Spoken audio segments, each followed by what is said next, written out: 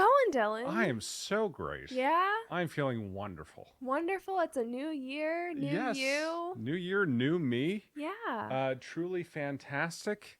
And I'm just so happy that we made it through another year. Yeah. Didn't know that was happening. Looks like we made it. Looks like we made it, guys. Barry wow. Manilow is right. Yes. Again.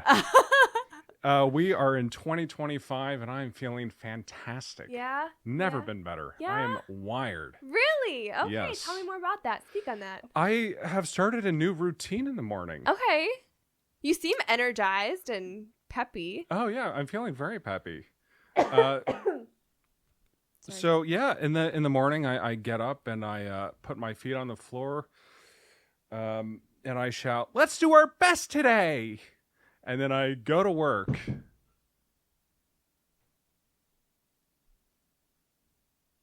Holy shit. Was that upstairs? I don't know. It sounded like it came from... But there's nothing over there. There was a bump. It sounded like it came from, like, right here. There was for sure a bump. Yeah. That's spooky because that's not even the first time that's happened recently in my life, at least. Really? Random bumps occurring?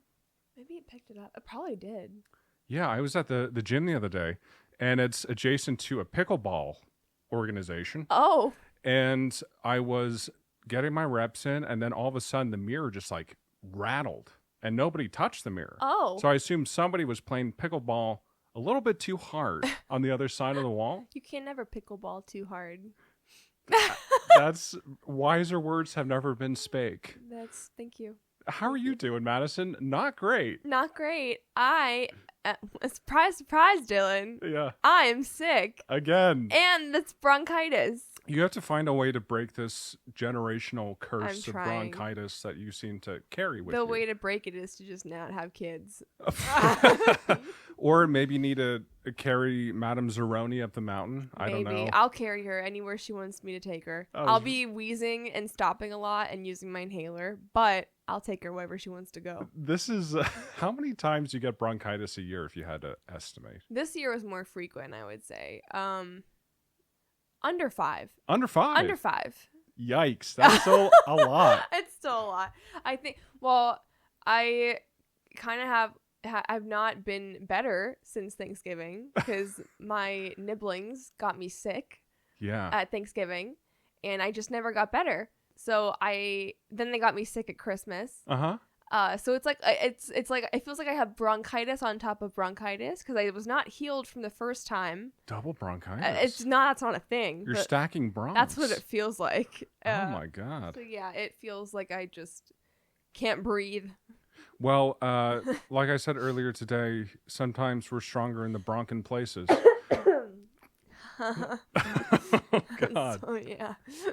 Yeah. So what are you doing to help yourself and recording a podcast where you have to talk for like 2 hours? Exactly. Honestly, it's got to help something at least. No, I've been coughing a lot. Yeah. Which it helps because it gets the mucus out, which is really gross. Tell me more. Yeah, I can. It's disgusting. I use my inhaler. Of course. And I drink tea. The famous inhaler that we've talked about several times. Yeah, that's pretty much it. That's all there is to do. There's no cure. It just has to go away on its own. Yeah. And then come back. God. As a jock, I'm not super familiar with how inhalers work, but I was always curious about them in school. Yeah. Because it's just like a little device that you click and... Yeah, it's pretty much it. Basically, the way to use it is you have to shake it before you use it. Uh-huh. And then you exhale all of the air out of your body. Mm. And then as you puff it, you inhale that air only. The puff that you just puffed in your mouth. Okay. And then you have to hold it. People don't talk about that, but you're supposed to hold it. People don't talk about that. People don't talk about it. And what is in this special air that you breathe in? It's just a way. It's just, I don't know. It's called albuterol. Albuterol. Yeah, and it just helps to open up your lungs. But you can't take too much or else you get the shakes. Holy shit. Life is hard for you, Madison. It is. But it's only going to get easier. Is it? because 2025 is going to be an amazing year. 2025, I'm going to 2020 thrive. Am I right? You are so right. Yikes. Couldn't be more right. And it is just such an exciting time coming off of 2024. Yeah. And I have so much I'd love to talk about. Yeah? Yes. But before we do that... Welcome to My Existential Crisis, the podcast where we talk about all the things that make us question our entire sense of self. My name is Dylan. And my name is Madison.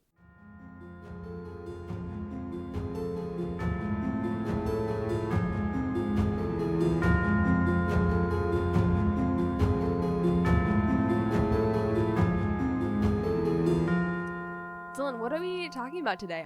Did I ask you this? I think we spoke about it briefly, but it is. It's very exciting just to set the stage here. Okay. It's the start of 2025. Yeah, 2020 thrive. I'll be turning 30 years old. Are you serious? Yeah, in May 2nd, 2025. Wow! Mark your calendars. And life is good. Life is weird.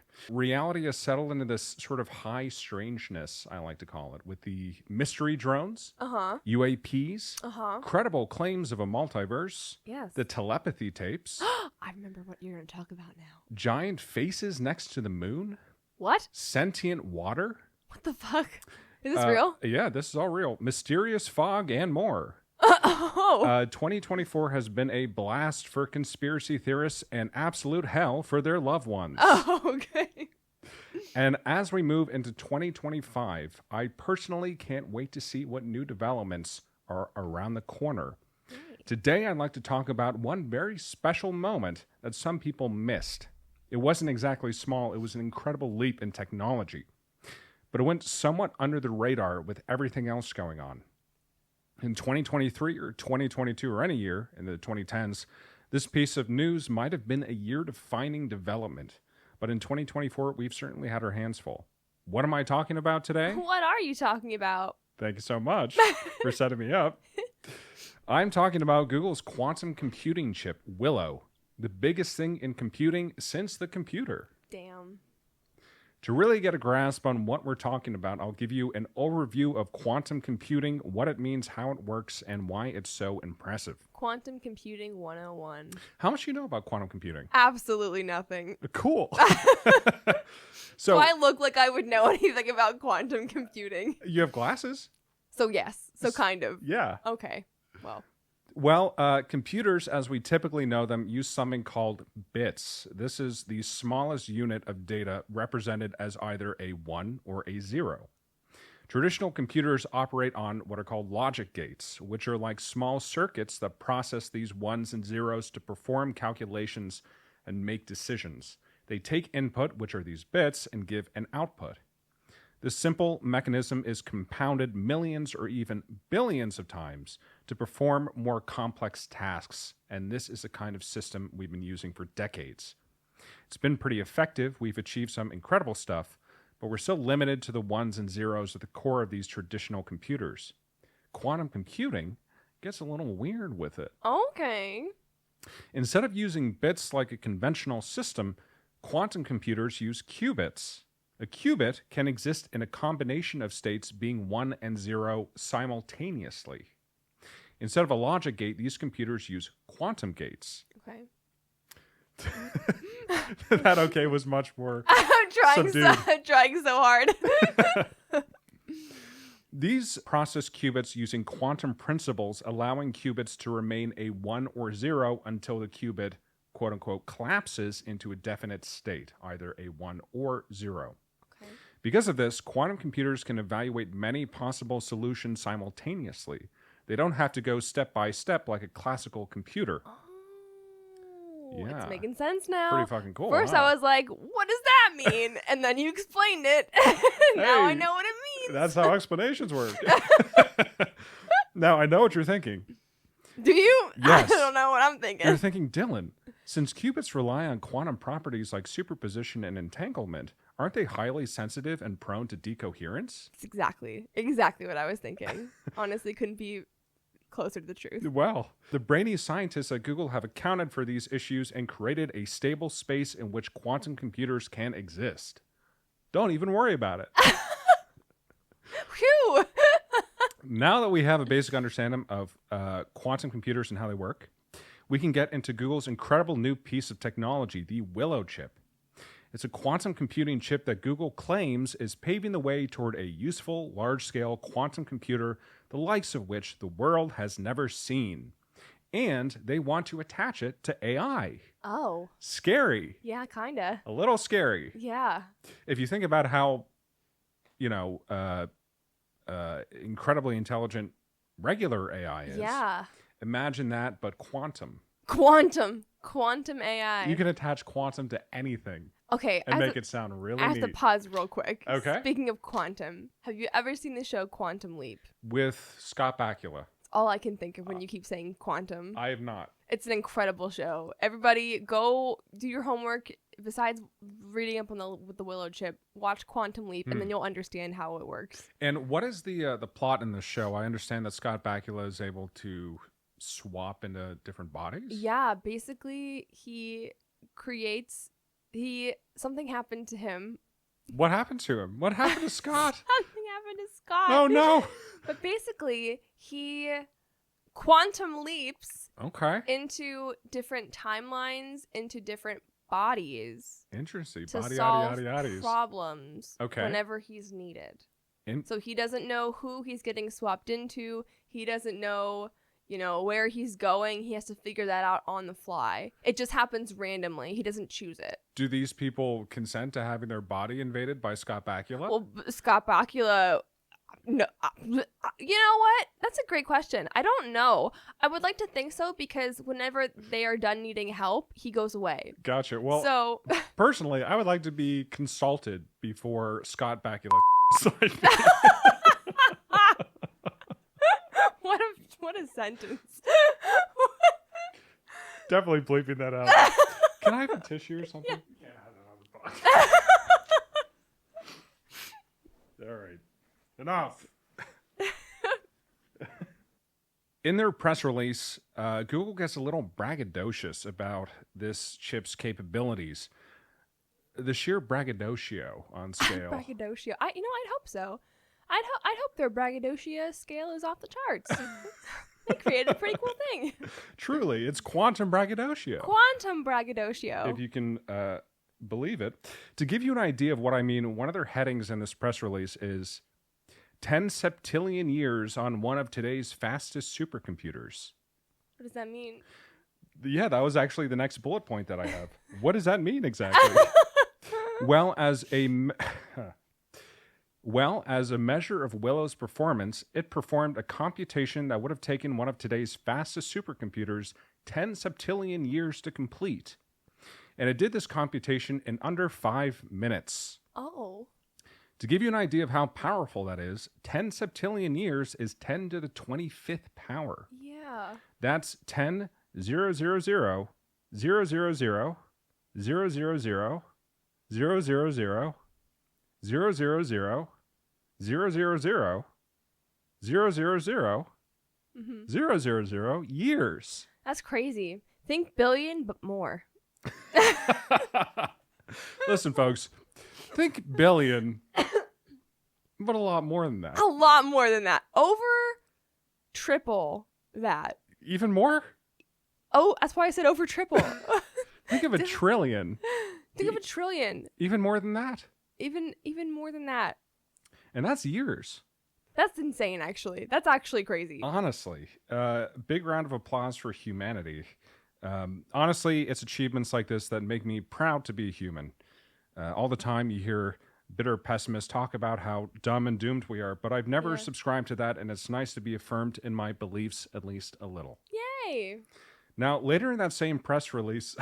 Yay! Yeah! Later in that same press release, there was another statement made by the founder and lead of Google Quantum AI, Hartmut Nevin. What a name. I know. Nevin. Hartmut Nevin. Hartmut Nevin. Yeah, you're Nevin gonna believe this. That sounds like a supervillain name. Well, this is the weird part. So the incredible computing power I just detailed. This is the weird part. Yeah, this is the weird part. This is the weird part. So the incredible computing power I just detailed, and I quote, lends credence to the notion that quantum computation occurs in many parallel universes, in line with the idea that we live in a multiverse. My brain.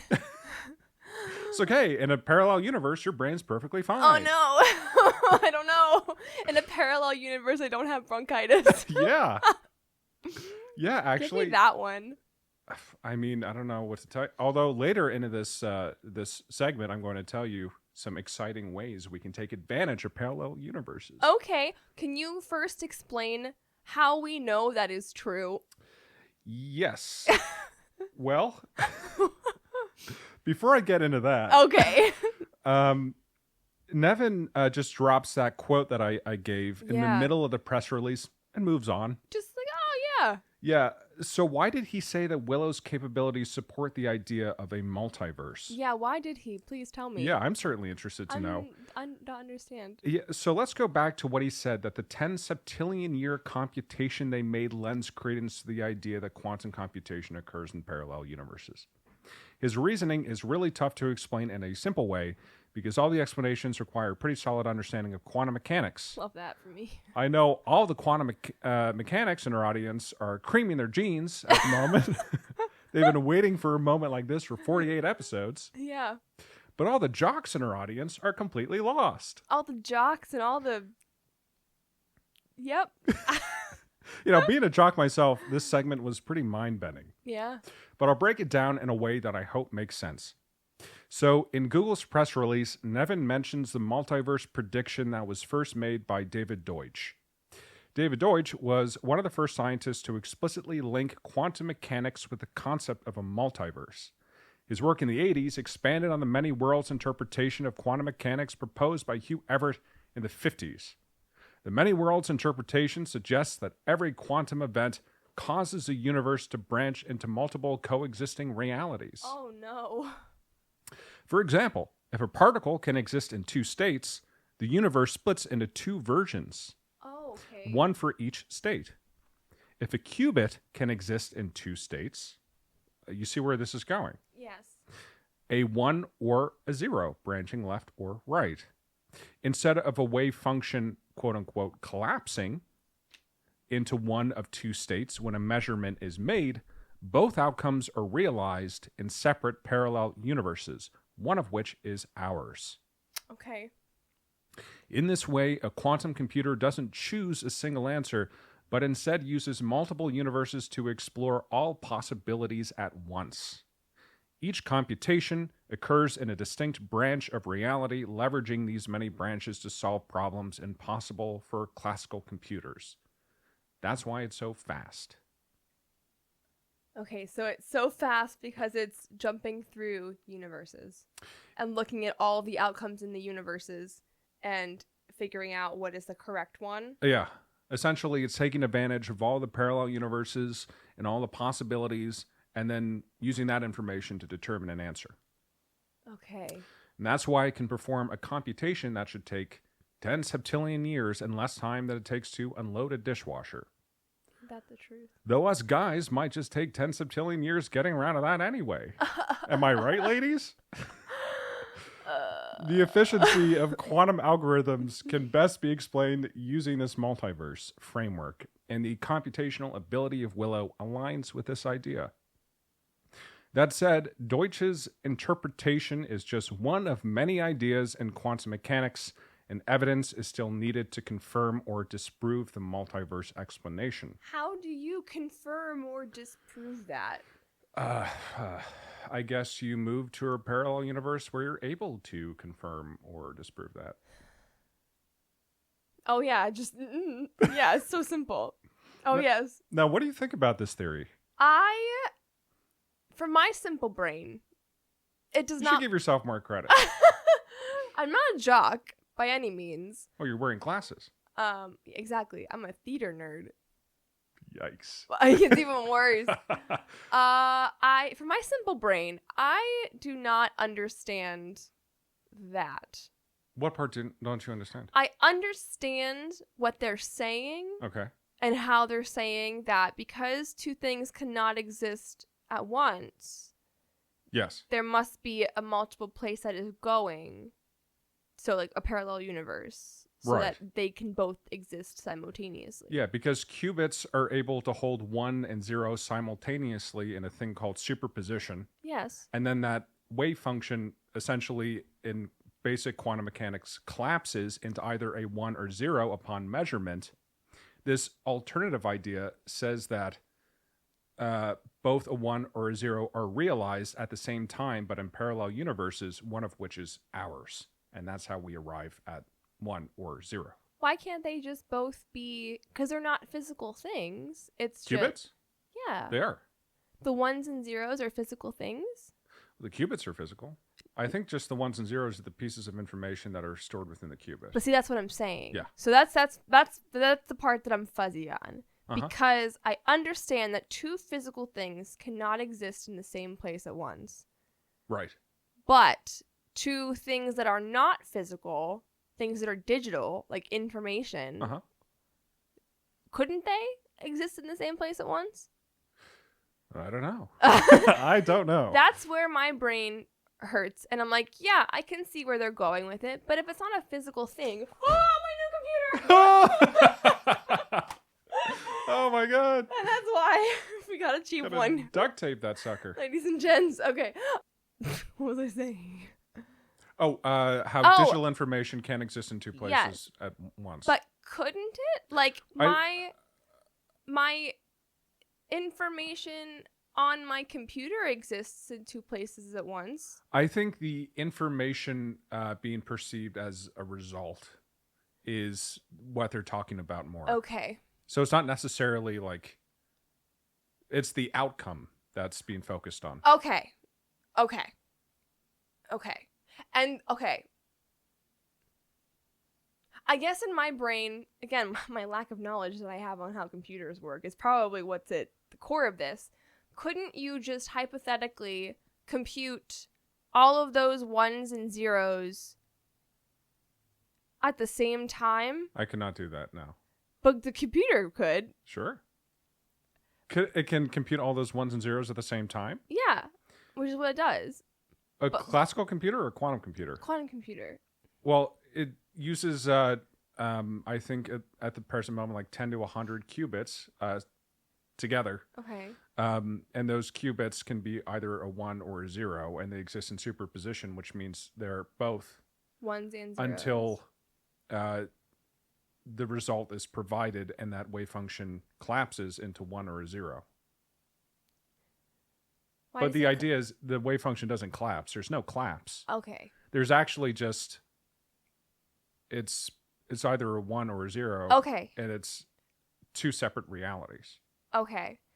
Again, that part, that concept just breaks my brain. And it sends me into what you're seeing, folks, in real time, or hearing rather, is an existential spiral. Wow, folks. It took 48 episodes for a real existential crisis. Yeah. I can't fathom how it exists in... I think that's what I'm getting tripped up on. I think I just can't fathom the idea of parallel universes and how it directly applies. So, you're having trouble reconciling the idea that two things can exist simultaneously in a quantum space and our one main universe. Yeah. Like a qubit. I guess so. I think that's what I think I'm gonna have, like, then where is it? The alternate universe? Like, where does that exist? I know you don't know the answer to this. Well, I've listened to people with far less credibility than Nevin. Mr. Nevin. And some people claim that these parallel universes are sort of superimposed. And they can be accessed by adjusting our frequency to tune to those realities. Okay. Have you seen Community? Yes. Remember good show. Abed puts the dice in the air? Yes. And he catches it, and it's like 6 different parallel universes. That's splits? A great episode. That's what I think of. That's what I'm trying to imagine and think of how Abed would understand it. Yeah, I don't, I did a lot of research for this, but it's still pretty heady stuff. Well, of course. I'm I'm not coming at you like, this is wrong. Like, I don't understand. It's not even me saying it. I just... Bring it out with Mr. Nevin. Yeah, I will. I need to schedule a lunch meeting with him. I'll talk to Hartman immediately. Do you think we can go over this at lunch? Quick 30 minutes? Yeah. Yeah. I'm sure he'd say yes. Yeah. I'm sure he's not a busy guy at all. No, he's not. He has time to say ridiculous things like septillion years or whatever the fuck he said. Which, let us remind you folks, is more than a billion. It's way more than a billion. It's a billion times 3 and then some. And then quite a lot more. And then quite a lot more. Now, do you think Willow is evidence of the multiverse? Do you think there is a multiverse? I don't know. Asking the tough questions. You are. I don't know that I understand enough how it works for me to give a yes or no answer. I'm trying to think of like all the pop culture-y things I know about it. Rick and Morty, Community. Based off those, like what that would look like. It's interesting how we're holding two contradictory ideas in our head at the same time. Yeah. But a bit ironic. It is. But I also feel like I do that all the time. Like, it's kind of like, not like all the time, but like, like you can like, but I both want something and don't want something. I both feel a certain way and I don't feel a certain way, like it's. So maybe when you choose to. Analysis paralysis. Anxiety, some might call it. Maybe when you choose to affirm a certain idea or make a decision. Yes. And choose one idea over another, you're essentially becoming a 1 or a 0. You're splitting the reality into two branches. Okay, now it's making more sense in my brain when you say it like that and you explain it that way. That makes more sense in my brain.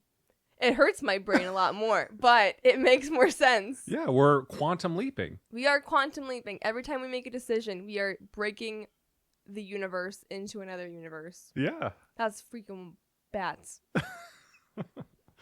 Now, let's just say that Nevin's correct to make that connection. Just for kicks and giggles. Yeah, let's play with the idea. Now, we really do live in a multiverse that's constantly splitting into parallel realities.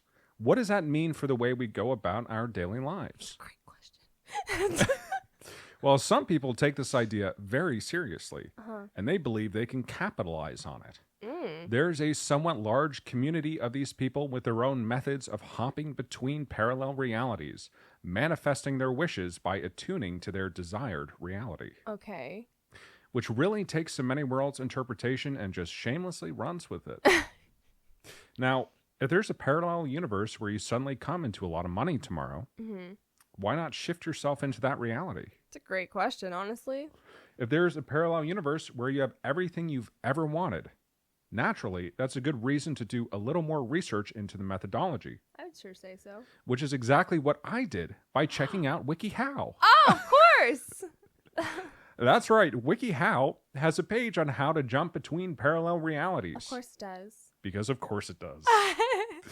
It has 20 methods. Oh. In case the first 19 don't work. Every time you try a different method, you break into another parallel universe. See, that's the trick. You just keep creating more. More what? More parallel universes, and then you never know which is the right one, because every method you try. Well, isn't the one that you're in the right one?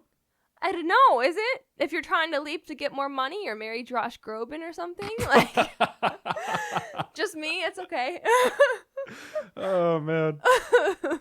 Now, here are 3 methods that I picked out. The Raven method. Okay. Lie in your bed with your entire body relaxed. Now, folks listening at home, I want you to do this, all right? If you're in your car, do it. Drive home. Lie in your bed with your entire body relaxed. Count down from 100, breathing in and out the entire time, obviously. Focus on your desired reality as you count. When you reach 1, focus on entering your desired reality and staying there for a while to shift your reality. Okay. Number 2, the Julia method. Julia? Not like Julia Child. I was literally just going to say. Yeah. Put on some theta beats or binaural beats, often called focus music, on YouTube. Then meditate for about 10 minutes. Get that lo-fi music. Repeat an affirmation that starts with, I am, until you feel a sense of lightness or see a bright light in your mind's eye. Picture your desired reality before slowly opening your eyes. Okay. Put on some binaural beats to shift realities to. The pillow method. Write out what you want your desired reality to look like and be as detailed as possible. Then, place this script underneath your pillow and sleep on it for at least 8 hours. Oh, okay. When you wake up, you'll be in your desired reality automatically. So there's your homework, folks. Okay. Use one of those 3 methods and see if you can shift realities or not. I have to say, it sounds an awful lot like meditation and affirmations and like a mood board, a vision board. That's what it sounds like. Interesting, because when people repeat mantras like affirmations, like, I am feeling happier, then people tend to get happier. Exactly. Maybe they're shifting realities into one where they're happier. Exactly. Is that what they're doing? Or are they just their brain, psychology? I don't know. Now, Madison, if you could switch to a parallel reality, what would you want to manifest besides marrying Josh Groban? Who I believe is married. He is, unfortunately. I'm sure she's lovely. Bitch. I would. This sounds so cheesy and corny. Go for it. I would switch to a parallel universe where, like, there is just like a general sense of peace and kindness. Not even like, it would be great to be rich, and that would be lovely, and I would sure as hell take that. If there's a parallel universe where I could be rich and travel as much as I want, and there is no war or pain, or there is world peace, no world hunger. Wow. I have a lot of wishes. Yeah. Well. Or I could just have a lot. Okay, here. If that's not possible, if that is too much of a stretch, which, I don't know. I don't know either. If there are infinite parallel universes, that exists. Oh, that's true. It's true. But if it is too much of an ask, then... Who are you asking? I don't know. Santa Claus. I'm asking Santa. If that is a too far reach in the universal lexicon, then I will just take a shitload of money so that I can affect the change that I want to see. Okay. Actually, no, because that doesn't work. Oh, goodness. What? Just give me the peace and happiness and money, all of that, not the money. No, because that doesn't work. Listen, if I can't make the world a better place, just make me fucking rich. Wow. Well. What about you, Dylan? Well, I'd probably manifest a reality where I'm 6'3". That'd be nice. Yeah. Or maybe one where my Roomba doesn't get stuck under the couch. Yeah. That'd be cool. Yeah. I have very mundane wishes. Oh, so not like mine. I'm already living my best life. Okay. I feel great. You said. Lurdy, you're turning 30 this year. Lurdy, look who's 30. Yeah. It's me. Yeah. But yeah, really, the limit is your imagination, I guess. I'm sure there are limits to this kind of thing. One of the example mantras the WikiHow page has is, this is what you're supposed to repeat as a wish. Okay. As an example. Okay. I am living in Lisbon. Okay. Which can either be good or bad, depending on whether you speak Portuguese. But all of this very exciting stuff for people who don't want to pay for airfare. That's why you have to be descriptive. I am living in Lisbon, and I speak Portuguese, and I understand Portuguese. You gotta be, it's like a genie. You've got to be specific, or else it could backfire on you. Can you imagine David hearing you say that at night? Like whispering that to yourself? It'd be fucking terrifying. I'm sure he's heard crazier things. I talk a lot in my sleep. Now, concluding things, Google's Willow Chip is an objectively amazing achievement. And it's surreal hearing speculation about the multiverse from such a credible company. I think as we continue through this period of high strangeness, a period that settled sometime in mid-2024, I want to say. As we continue through this period, the scientific materialist worldview that many people hold is going to be continually challenged. And we're going to have to reconcile a lot of unexpected truths we weren't accounting for. So if any of this gets too much, if it starts to become overwhelming, just open up WikiHow and shift to a parallel universe. Damn. Sources are Google, Quantum WikiHow. Insider, WikiHow, and Reddit. Damn. Now I'm wondering... That was good. Thank you. That was a lot. That was heavy stuff. Truly. But good. I'm wondering if it would be possible to switch to a parallel universe where you're unable to switch to parallel universes. Or switch to a parallel universe where parallel universes don't exist. If there are infinite parallel universes. But that would defeat the whole purpose. Purpose of? The parallel universe. Oh, just like hypothetically. But... It's a paradox. Burn my brain. I hate the trolley problem. This feels like a trolley problem, but with quantum physics. Oh, that's fun. A quantum trolley problem. The quantum trolley problem. Where no matter what you do with the lever... It's always wrong. Or always right. You don't know which one it's going to be, though. No, you don't. That's awful. That's the worst thing I've ever heard in my life. Yeah, jeez, what a nightmare for you. Yeah, honestly. Wow. That's crazy. Have they said anything else about the Willow Chip, or just like dropped that information and ran? They just dropped it. It was around mid-December that they released that information. Damn. What are they planning on doing with it besides just computing crazy stuff? Well, at the moment, it's limited in its capabilities, but they're intending to link it to AI. That's right. That's right. And when that happens, I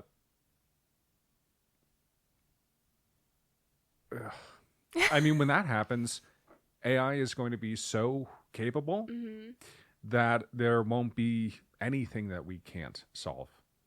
Because we're not going to be the ones solving it anymore. We're going to be delegating that to an AI that is tapping into the quantum mechanics of the universe. That's actually crazy. That's actually insane. Yeah. Crazy stuff. We could time travel. We could quantum leap. Where would you quantum leap to? Where would I quantum leap to? I would quantum leap. Are we talking place, time? Because you do everything. You quantum leap a person, a place, and a timeline. A period in history. It's up to you, yeah.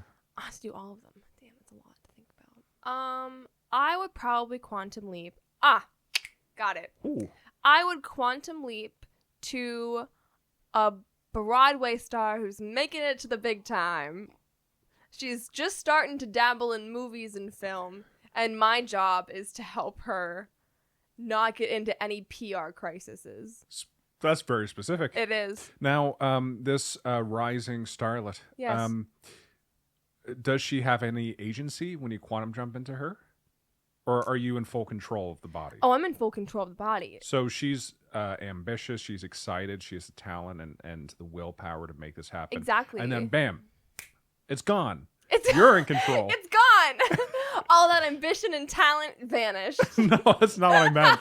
I meant that all of that life leading up to that point is just cut short because you've assumed control of this person's identity. Yes. Is that ethical? Scott? But then Scott Bakula always leaves, though, and it always fixes the thing that he was trying to fix. Okay. Sometimes I think that maybe things would be better fixed when the people who were intended to fix them have a chance to do it themselves. But then they did in that universe, in that timeline, and they didn't do it. So Scott Bakula has to go back and fix that. Oh, that's why he's called Scott Bakula. Yeah. Because he has to go back. Genius. He has to go back. Genius stuff. Wow. Where would you quantum leap to? And who would you quantum leap? I would quantum leap into Connor Oberst. Who is that? The lead singer of Bright Eyes. Okay. And just experience for a few days, maybe a few weeks, what it's like to be like an angsty musician. Okay. Who's like a super good lyricist and can play guitar and Okay. piano. And just like really play it up and be performative. Okay. I think a lot of personally, Yeah. performative sadness is just delightful. I agree. Yeah. I love I've always said that I've never been one for comedy. I'm not like Really? it's. I think so. Okay. Well, I say that because I much prefer the dramatic stuff. Like, give me a piece that I can really rip somebody's heart out. Let me make them feel something, and I'll feel something too, and we'll feel two things that are just gut wrenching. Yeah. I love that. Wow, what an artistic way to victimize someone. It's my thing. But yeah, this has been so interesting to research. Yeah, I bet. And whatever comes next in 2025, it is no doubt going to be worth watching. Yeah, for sure. Thank you. That was crazy. Thank you. That was a lot of research you did. Thank you for that. Absolutely.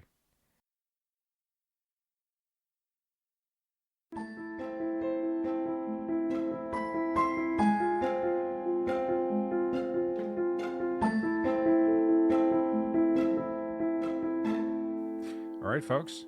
Well, if you want to find more of us, you can find us on social media at Memi Crisis Pod. Memi Crisis? Memi. Did you say Memi Crisis Memi Pod? Crisis. M-E. That's embarrassing. Crisis Pod. That's humiliating. I'm having a crisis. You couldn't tell.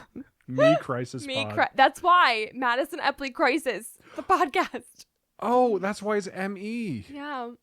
I'm just realizing that. My crisis. Incredible. Yeah. Me crisis. It's my crisis. You're like a sad pirate. Yeah, basically. Me crisis. Oh, yikey crikey. I don't know what the hell that was. You can email us like Susan, our good friend, at myexistentialcrisispodcast@gmail.com. You can follow Dylan at Marblefolk. And you can follow me at Madison Epley. And yeah. All right, folks. Thanks for listening. Thanks. Bye. Bye.